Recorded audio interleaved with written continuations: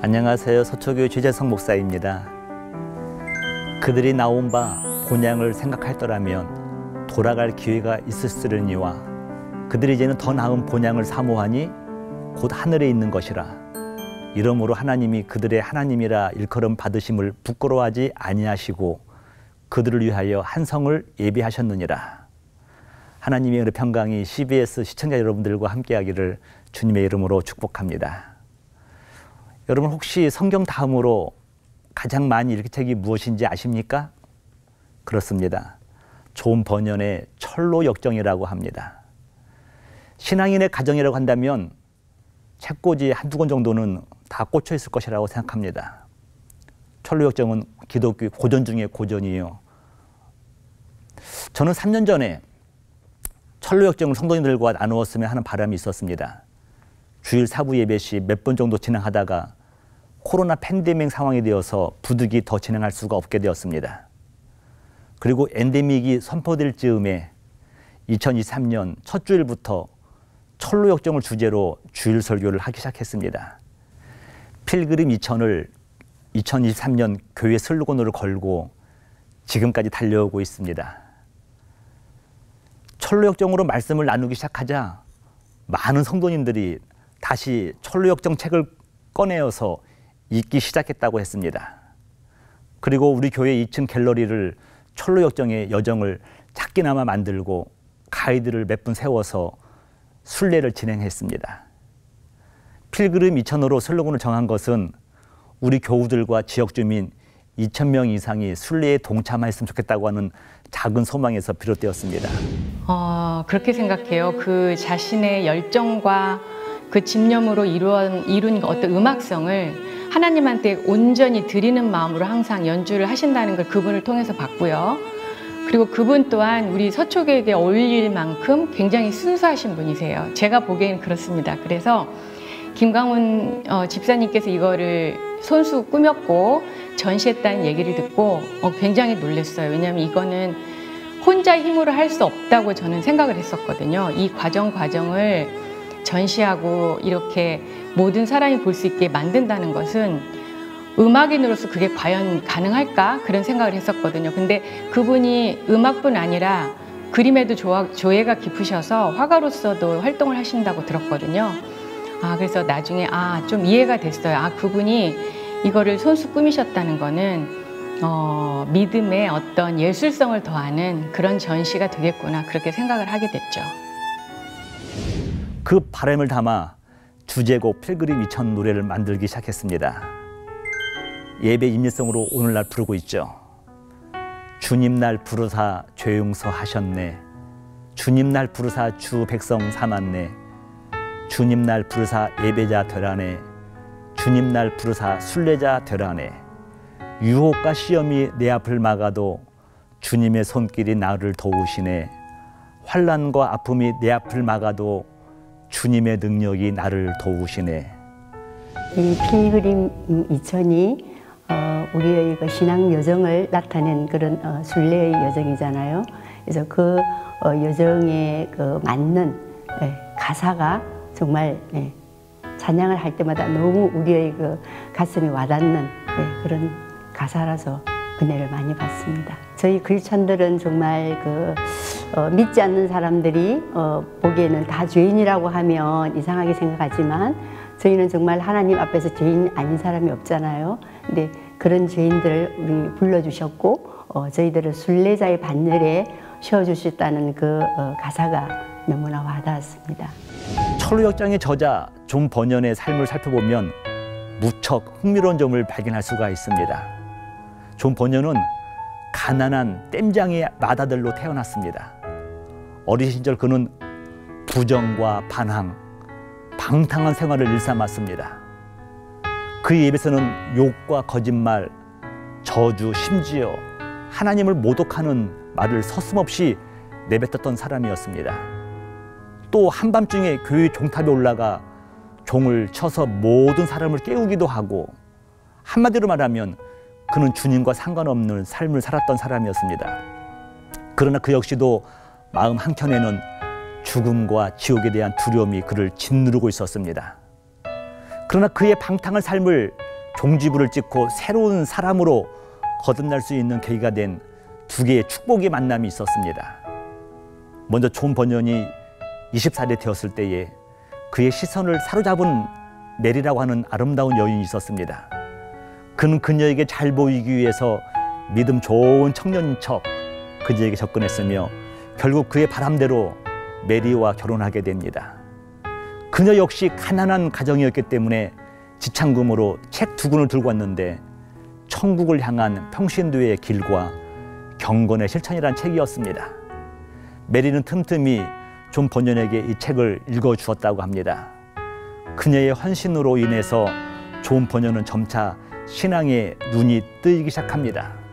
이것이 첫 번째 만남이었고, 두 번째 좋은 만남은 존 기포트 목사님과의 만남이었습니다.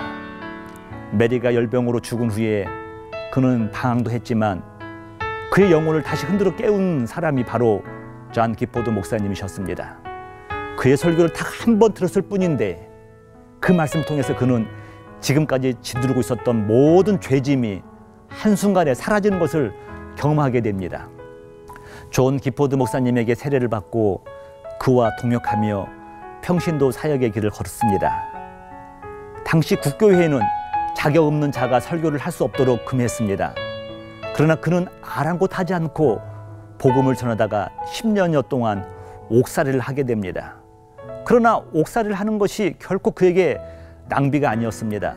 그는 그 시간에 대역작 철로역정을 저술할 수가 있었습니다. 철로역정의 시작은 무은혜라고 하는 사람이 성경책을 읽다가 깨닫는 것부터 시작됩니다. 이 도시는 곧 망하게 될 것이야. 이런 사실을 그는 알게 됩니다. 그리고 그는 그 장망성을 떠나기로 마음을 먹습니다. 그리고 하나님의 순례자가 되어 천성을 향해서 한 걸음 한 걸음 그런 나갑니다. 어느 순간 그의 이름은 무은혜에서 크리스찬으로 바뀌게 됩니다. 철로역정의 모든 이야기가 다 은혜로운 것은 사실이지만 저는 오늘 여러분에게 저에게 가장 강렬했던 2가지 장면을 소개하고자 합니다. 먼저 크리스찬이 절망의 늪에 빠진 장면을 소개하고 싶습니다. 가족과 친구의 만류를 뿌리치고 세속적인 것을 모두 내려놓고 천성을 향한 길은 너무 잘한 것인데 얼마 가지 않아 그는 그만 절망의 늪에 빠지고 말았습니다. 그와 동행했던 변덕장이는 크리스찬이 절망의 늪에 빠진 것을 보고 실망하여 다시 장망성으로 돌아가 버렸습니다. 이것은 신앙생활의 실제입니다. 신앙생활, 천성을 향해 가는 길은 결코 꽃길, 편한 길, 넓은 길이 아니라는 것을 암시해주고 있는 겁니다. 그럼에도 불구하고 염려하지 말 것은 어려운 순간마다 돕는 이가 계시다는 사실입니다. 그는 전도자의 도움으로 절망의 늪에서 빠져나올 수가 있었고 그의 가르친 대로 넓은 길이 아닌 좁은 길로 가게 됩니다. 그러면서 그는 본격적으로 하나님의 순례자가 되어서 천성을 향해 나갑니다. 또 다른 하나의 장면은 십자가 언덕입니다. 순례자의 등에는 장망성을 떠날 때부터 무거운 죄짐이 있었습니다. 그것은 늘 크리스찬의 어깨를 짓누르고 있었습니다. 여러 가지 방법으로 벗어버리려고 노력을 했지만 도덕골도 갔지만 그는 벗을 수가 없었습니다. 그러나 크리스찬이 세 개의 십자가가 세워진 십자가 언덕을 오르는 순간 그를 짓누르고 있었던 죄짐이 벗어지고 굴러서 예수님의 빈 무덤으로 쏙 들어가 버리는 것이 아니겠습니까? 오직 예수님의 십자가와 빈 무덤만이 모든 사람의 죄의 문제를 해결할 수 있다는 것을 존 버년은 말하고 있는 것입니다. 그리고 크리스찬 앞에 새 천사가 나타나 성도가 주 안에서 누릴 실제적인 축복 3가지를 전해줍니다. 첫 번째 천사는 죄사함을 받았다고 선포를 해줍니다. 오직 그리스도의 대속의 은혜로 말미암아 과거, 현재, 미래의 모든 죄가 사졌다고 선포해 주셨습니다. 두 번째 천사는 크리스천에게 의의 옷을 입혀줍니다. 그리스도의 의의 옷, 예수님의 보혈로 씻음 받음으로 의인이 되었다는 것입니다. 그리스도 예수 믿는 자에게는 결코 누구도 정죄할 수 없다고 성경은 말하고 있습니다. 또 세 번째 천사는 성령의 인침과 함께 말씀의 두루마리를 줍니다. 인침은 성령의 영원한 약속으로서 변하지 않는 것을 의미한 것입니다. 그리고 순례 여정 가운데 난관에 부딪힐 때마다 지도일 수 있는 하나님의 말씀의 두루마리를 그는 얻게 됩니다. 물론 그 이후에도 그렇지 않은 수많은 어려움에 봉착하게 됩니다. 문제도 만나게 됩니다. 하지만 미궁에서의 네 자매 등 하나님이 예배해 두신 사람들 통해서 큰 힘과 위로를 받을 수가 있었습니다. 저는 철로역정의 메시지를 준비하는 과정에서 개인적으로 큰 은혜를 누릴 수가 있었습니다. 그리고 신앙과 목회의 본질이 무엇인가를 깨달을 수가 있었습니다. 사도 바울의 고백처럼 나는 우리 주 예수 그리스도와 십자가 위에 결코 자랑할 것이 없으니 라는 말씀을 깨달을 수가 있었습니다. 전 개인적으로 일단 철로역정은 제가 책을 저희 교회 권사님으로부터 선물을 받았는데 그게 받은 게 한 몇 년 됐어요. 근데 사실은 이 책이 너무 뻔한 스토리잖아요. 그렇지만 아주 심오한 내용을 담고 있는 책인데 그걸 가장 쉽게 설명한 책이라는 것을 이제야 알게 됐어요.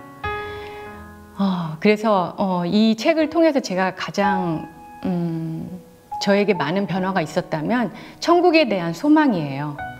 그전에는 천국 소망에 대해서 뭐 막연하게 그래 나 정도면 혹시 턱걸이라도 천국 갈 수 있지 않을까 이런 생각을 했었는데 이 책을 읽고서 저의 태도가 좀 많이 바뀌었어요.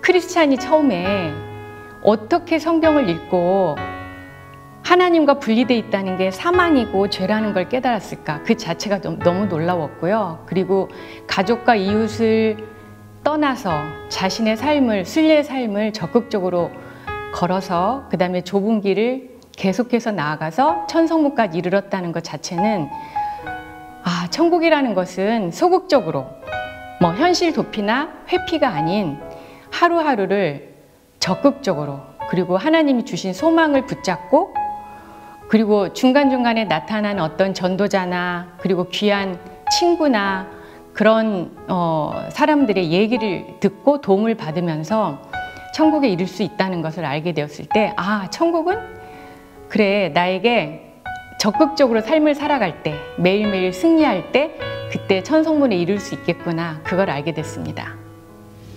사랑하는 시청자 여러분, 우리 모두는 하나님의 거룩한 순례자입니다. 저 여러분들은 이 땅에 사는 것이 아니라 영원한 천성을 향해서 한 걸음 한 걸음 나가는 하나님의 순례자입니다. 새 예루살렘 거룩한 성을 향해 나가는 순례자입니다. 부디 크고 작은 시련이 온다 할지라도 우리 앞에 놓인다 할지라도 믿음으로 말미암아 끝까지 완주하시기를 주님의 이름으로 축복합니다. 단순히 우리가 주님을 따라서 좁은 길을 가서 결국은 천성문에 이른다 이런 정말 심플한 그런 얘기가 아닌 그 과정에서 우리가 어떻게 이겨내고 또 어떻게 누군가의 도움을 받고 그렇게 하면서 순례의 길을 적극적으로 살아갔을 때 우리에게도 어떤 성화되는 변화를 느낄 수 있지 않을까. 이게 아주 심플한 내용에 그저 그냥 순례의 길을 따라서 천국에 이른다 이렇게 단순하게 생각할 것이 아니라 이 과정을 어떤 분의 도움으로 또는 어떻게 역경을 이겨나가고 그리고 말씀을 붙잡고 어떻게 행동했을 때 내가 천국문에 이를 수 있다라는 것을 정말 심각하게 한 번 더 생각하는 그런 기회가 되기를 바라고 있습니다. 이 철로역정 책은 우화거든요. 그러니까 우리가 이야기책처럼 재밌게 읽을 수 있는데 사실 이게 어린이나 젊은이들 누구나가 이 철로역정의 내용을 보면 아주 재미있게 그리고 삶의 과정을 하나님께 이른 삶의 과정을 재미있게 즐길 수 있거든요. 그래서 우리 어린이들은